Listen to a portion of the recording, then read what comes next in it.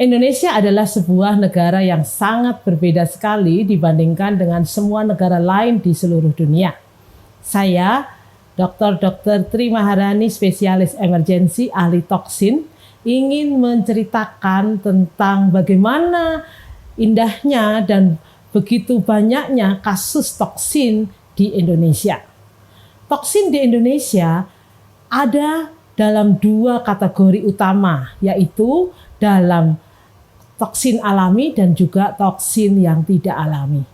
Untuk toksin alami meliputi kasus gigitan hewan berbisa, sengatan dari insekta, kemudian juga hewan-hewan laut yang berbisa.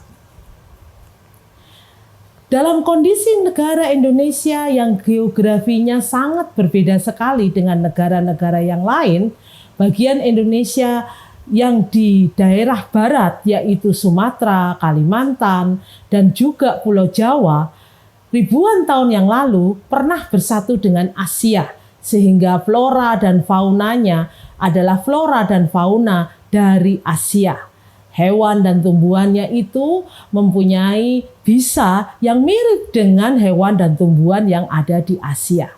Tetapi untuk daerah timur yaitu Papua dan Maluku, mereka ribuan tahun yang lalu adalah benua Australia, sehingga flora dan fauna berbisanya adalah sama dengan flora dan fauna yang ada di Australia. Tetapi di bagian tengah yaitu Sulawesi, NTT, dan NTB mempunyai karakter yang berbeda karena di bagian tengah itu adalah daerah Willis Area. Di daerah Willis Area ini adalah pulau-pulau tua yang ribuan tahun yang lalu tidak pernah bergabung dengan Asia ataupun dengan Australia.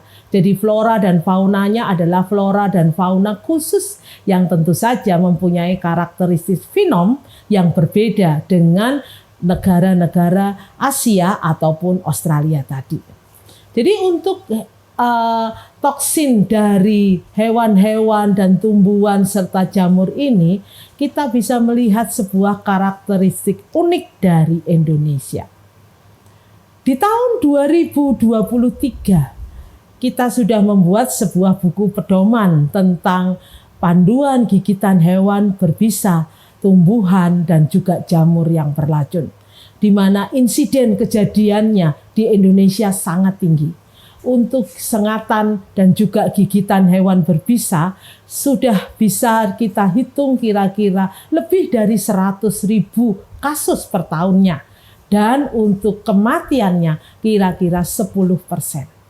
Kalau kita melihat estimasi kerugian secara ekonomi dari gigitan hewan berbisa, sengatan hewan berbisa, kemudian tumbuhan dan jamur yang berbisa, yaitu racun-racun alami ini, maka kita tahu bahwa negara kita mempunyai kerugian yang sangat tinggi. Kira-kira setiap tahunnya kerugiannya di atas ratusan triliun. Dan ini tentu saja sangat memprihatinkan bangsa kita.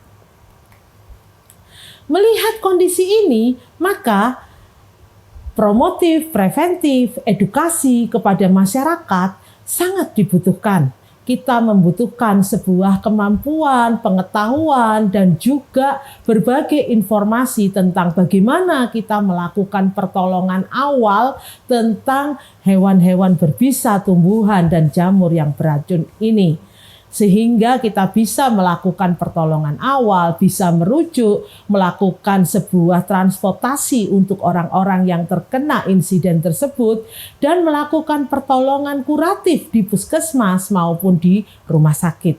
Obat-obatan yang memadai, pertolongan dengan alat-alat yang cukup untuk kegawat daruratan seperti pertolongan patensi daripada jalan nafas atau airway, kemudian pernapasan atau breathing dan oksigenasinya, serta juga kita harus bisa menolong untuk sirkulasi dan disabilitinya.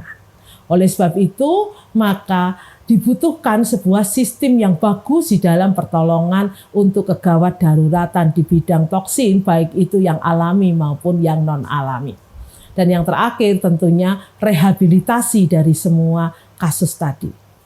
program-program itu dibutuhkan, baik itu di Kementerian Kesehatan, kemudian di dinas-dinas kesehatan di provinsi maupun kabupaten kota, sampai ke puskesmas dan juga Polindes dan Pustu, sehingga seluruh bangsa Indonesia ini bisa melakukan semua pertolongan itu dari hulu sampai hilir, dan pasien-pasien bisa diselamatkan, kasus kematian bisa direduksi, dan kasus kecacatan bisa ditiadakan.